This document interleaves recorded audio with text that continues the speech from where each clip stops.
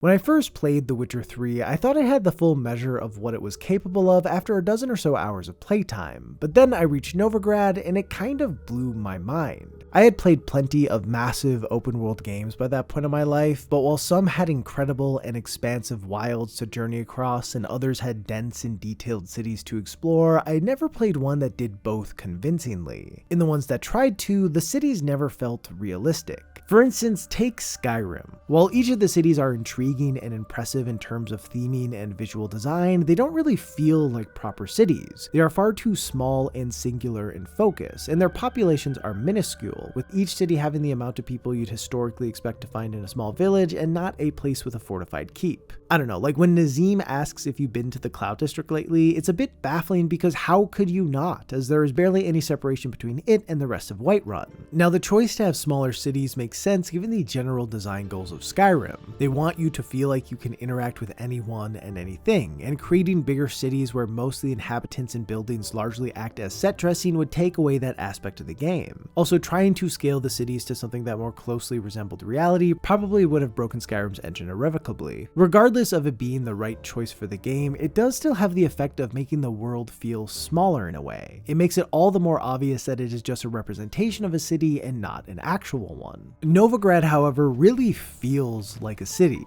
There are people everywhere you look, all going about their business, and more often than not, it isn't them just doing one task in one place for all time. They move around, they seemingly have schedules and jobs and important places to be. Along with that, there are more buildings than you can reasonably keep track of, the majority of which tower over you, making it feel like the city is a world of its own. It can't be understood in just one glance and is as easy to get lost within as the vast marshes and mountains of the world outside of the walls. Novigrad feels alive.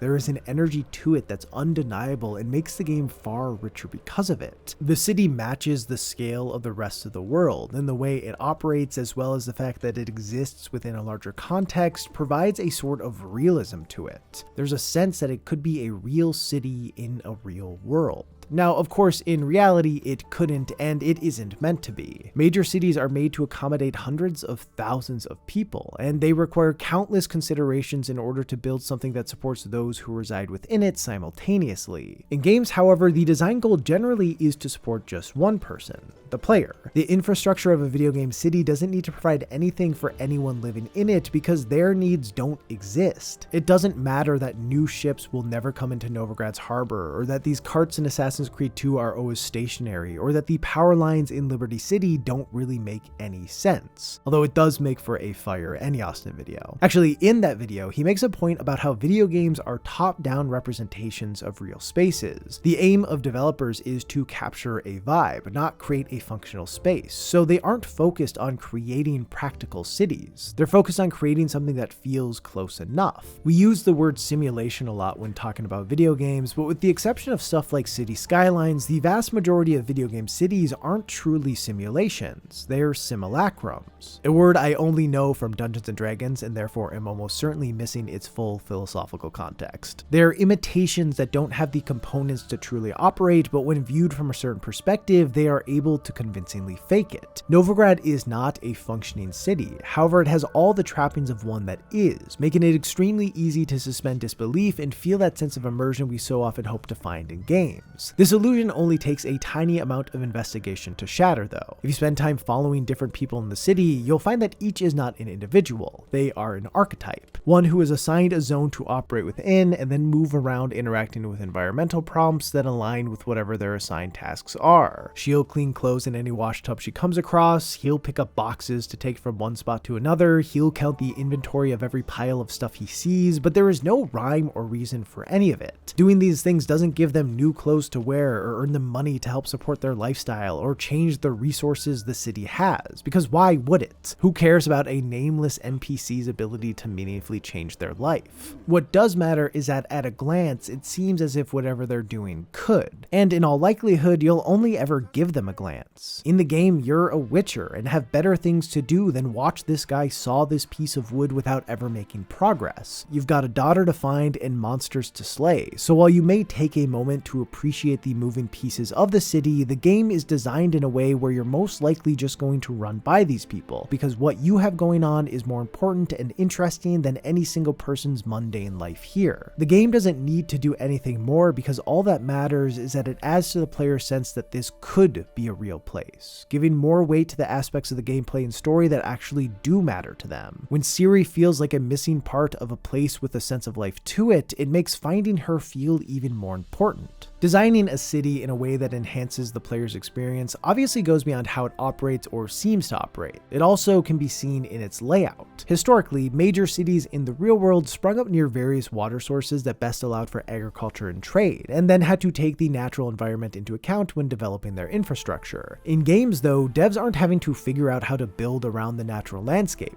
They're making the landscape. Every aspect can be developed together to match the architect's vision and not have to compromise to account for reality. The existence of a river might be used in the lore to justify why a city is there, but the actual reason is to give the player something to interact with. So whether it be Novigrad's rivers, terrain, or placement of buildings, they all exist for the player and have the dual purpose of seeming like a plausible feature while also being engaging to play around. Now this can all be a hard line to walk, especially when certain goals may be at odds with one another. For instance, it seems pretty clear that CD Projekt Red wanted Novigrad to feel like a maze of a city that anyone could get lost in, but at the same time, as the game puts a lot of emphasis on exploration, they almost certainly wanted it to feel navigable as to not create constant friction for players whenever they tried to go from one spot of the city to another. Depending on the quests the player pursues and choices they make, they can spend an inordinate amount of time in just the city alone, so making sure that moving through it didn't feel worse than moving through any other area of the game mattered a fair bit. To their credit, as confusing as Novigrad may seem at first, it is one of the few areas in The Witcher 3 where I feel like not using a minimap is extremely viable, and this is done through the inclusion of clever landmarks and terrain that help guide players. For instance, a few branches of the Pontar River cut through Novigrad in different ways, creating distinct sections of the city. To the south are the docks and various gang-controlled neighborhoods. In the center is the Market District, which is also alongside some gang-controlled neighborhoods. And to the north is Temple Isle, which is controlled by the worst gang of them all, the Church of Eternal Fire. There's a lot of space to get lost within, but the various water features around Novigrad tend to make it easy to get your bearings. Finding the lower river gives you a straight shot to the docks and out of the city. It is also right by Hierarch Square, which is where many shops and quests are based out of. Following the coast gives an easy path through the docks and also to St. Gregory's Bridge, which can take you to Temple Isle, and even when further away from the bay, the sails of the ships docked in the harbor can be spotted from many different places across the city, giving players an easy way to orient themselves when feeling a bit lost. As for how it uses the terrain, there are exceptions to this, but generally when going north, the elevation increases, and when going south, it decreases. I imagine this choice stems from how we tend to associate north with up and south with down, so having that reflected in the topography feels pretty natural, or maybe I've just spent too much time thinking about this. They also tie different social classes to the various elevations, with the upper class being at the top of the hill and the lower class being at the bottom. This has a fair bit of historical basis, as nobles and royalty were often settled at the top of hills as they offered more protection from potential attacks, but here it mostly serves to further create a distinction between the various spots in the city. Quest design even plays a role in making the city more manageable to navigate by having the starting locations for main quests and major side quests all be pretty easy to keep track of. You can pretty much draw a straight line from the Rosemary and Thyme to Hierarch Square to Sigismund's Bathhouse to the Passiflora, and these are all places that are extremely significant to the story being told. While there are tons of streets that weave through the city, many end up funneling players down this line through the center of Novigrad, so if you can just have an understanding of that line, you'll typically be able to figure out where to go without needing to overly rely on your minimap. Of course, some players still will just focus on their minimap, but those who don't or even have it turned off completely won't really be that disadvantaged for it. Now, the inclusion of these aspects don't mean that players will never get lost or struggle to find a location, but the general layout and the natural guides the city provides likely will lessen how often it happens. These aspects aren't necessarily things you will actively think of when traversing the city, but they can be felt, and this sort of subtle approach can have a huge impact on how comfortable a player feels within a space. Novigrad's clever design leads to a city that not only feels lived in, but but feels lived in by you. And by the end of your quest to find Ciri within it, it goes from a city you thought you'd never understand to one you largely do. I think it's worth mentioning that despite being an entirely fictional city, Novigrad does take cues from real medieval ones, and its similarity to them kind of provides a level of legitimacy. And some titles take this even a step further by being set in real-world locations. In Assassin's Creed 2, for instance, Ubisoft constructed mildly faithful recreations of famous cities like Florence and Venice. The layout of the land is mostly the same, and they contain many real-world buildings that the game regularly points out to the player and provides information on. And this gives a sort of validity to the city as a whole, almost like if these buildings are right, then the others must be as well. And of course, that's not really the case. The buildings that fill in the rest of the city are plausible, but not accurate. Doing a perfect one-to-one recreation of what a city looked like over 500 years ago would be impossible, and more importantly, it wouldn't support the main goal of the game, which is to make Ezio's climbing and free-running feel as fun and interesting as they can. Everything is scaled, so the player always has an opportunity to make a daring escape or an undetected approach. Buildings tend to be perfect jumping distances from each other, windows and other ornamentations are spaced at just the right distance to almost never halt Ezio in his tracks, and of course, hay bales are never far from the highest lookouts in the city. It shows off just enough from reality to make the city believable, but then every aspect of how it operates, from the people walking around who you can blend in with to scaffolding that helps you get from the street level to the rooftops, is in service of the gameplay.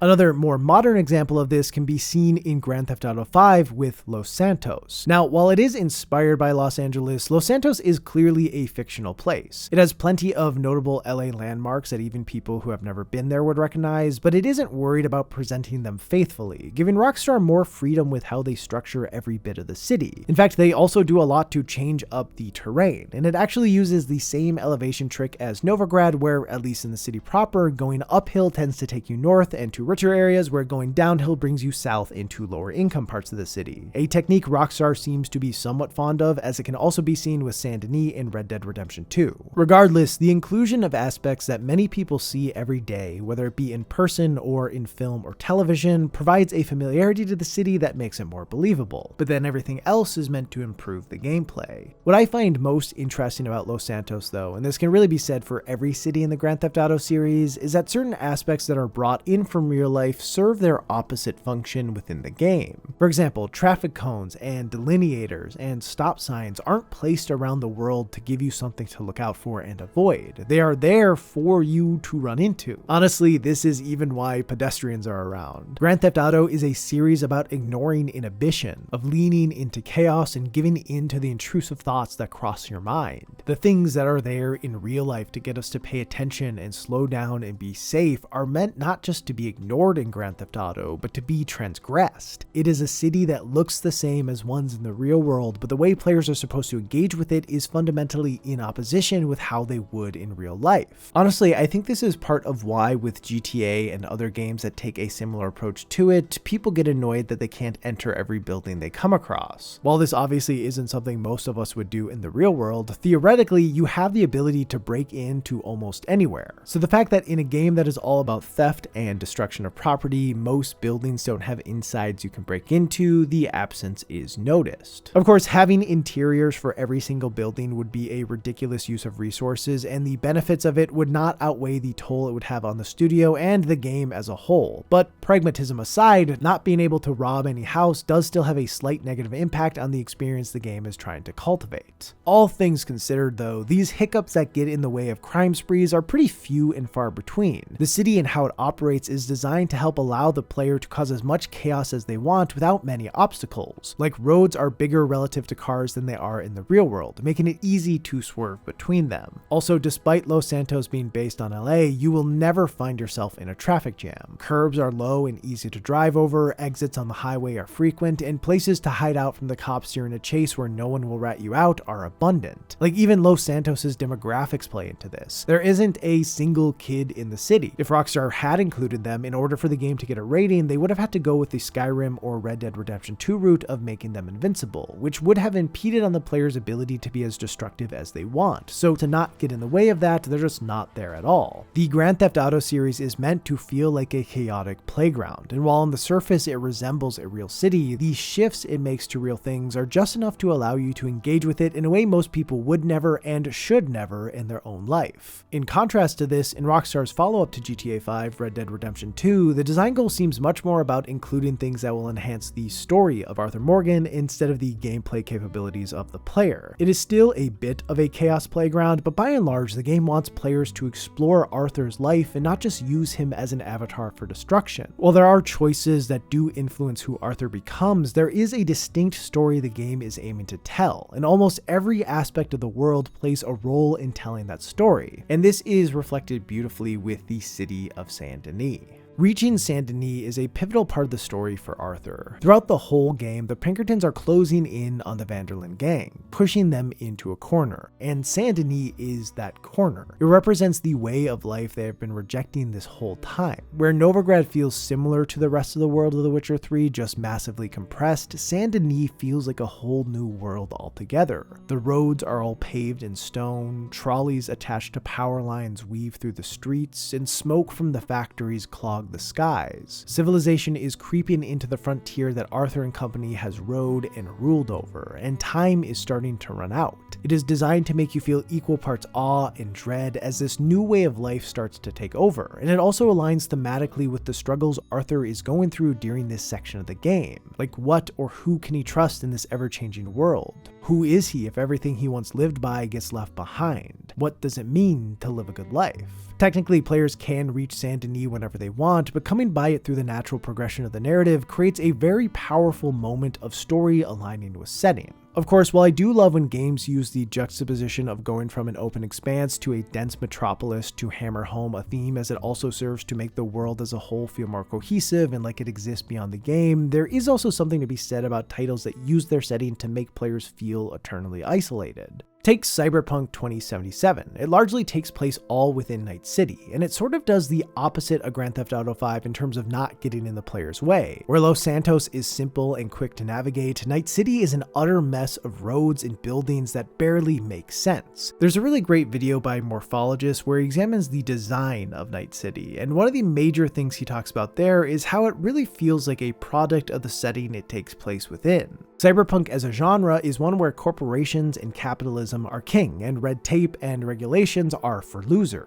When some industry needs a building or a road or anything really that will help their bottom line, it gets built regardless of its long-term efficacy. Night City is an amalgamation of countless ventures that are barely compatible, making the city itself a nightmare to move through efficiently. And as I brought up with Novigrad, while this creates the desired effect of having players feel lost within and locked into the city, it does risk alienating them whenever they have to move through it. But what's different here is that navigation feeling so sloppy plays into a major theme of the setting, that of overwhelming urban expanse that hardly cares about the people living there. In the scheme of the greater system, you barely are even recognized as a pawn, and the city is almost suffocating because of it. Unlike Novigrad, Night City is not meant to ever be understood, and while you may be able to orient around some major structures and figure out the layout of a few more regularly traveled areas, it is hard to ever break free of the navigational tools the game offers, like the minimap. And for those who watch me a lot, you might assume I think this is a bad thing, but I actually think it works better here than in most titles, as another major aspect of the genre, and this game in particular, is a reliance on tech. It's the main way your character gets upgraded and is a part of who they are, so needing to rely on a minimap to get pretty much anywhere fits in perfectly with this concept. Despite exploration being an element of Cyberpunk 2077's design, it's not what the game really centers around, at least not when compared to something like The Witcher 3. The point of Novigrad's scope is to make searching for Ciri feel like looking for a needle in a haystack, but the point of Night City's scope is to make living within it feel inescapable and heavy, which I imagine is why CD Projekt Red leaned more into creating an incredibly dense and obtruse place instead of one with obvious signposting. The world beyond Night City almost feels impossible, and that's what makes the idea of it so enticing. I think the reason cities in video games pique my interest in a different way than other settings do is because of how layered they need to be to feel realistic. There are so many moving pieces all concentrated in a relatively small space, and that is a harder thing to fake than a village or a cave or a forest. Realism in games is a pretty common talking point, and as graphical capabilities become more robust and mechanical systems more complex, we will keep getting closer and closer to being able to make games that truly simulate more of reality. While I'm sure that there could be an incredible title where you're an inhabitant of a simulated city, one where actions of NPCs change the state of the world, where the locations of things matter in order to keep the city running, where any action you make can interrupt the process of the place you're in, I don't think this kind of dedication to realism will make games better. It sounds good, and in the right context could be good, but for the most part, I don't think it actually would serve most titles. Games are tailored experiences aimed to get players to feel specific ways, and this means creating a reality that is made to make them feel a specific way. And I think that's what players want. They want a city that feels alive and is intuitive to move through. They want one that enhances the core gameplay. They want one that allows them to experiment in ways they never could in real life. They want one that enhances the story being told. Video game cities are weird because if they weren't, they wouldn't support the vision of their respective games. Ultimately, as much as we may say we might, I don't think we really want realism. At least not to its fullest extent. It's limiting, and in the context of video games, often pointless. What I think we actually want, whether it be in relation to cities or any other part of a game, is the illusion of realism. But as recognizing that something is an illusion often breaks the illusion, I guess let's just keep saying we want realism, and maybe we'll believe it.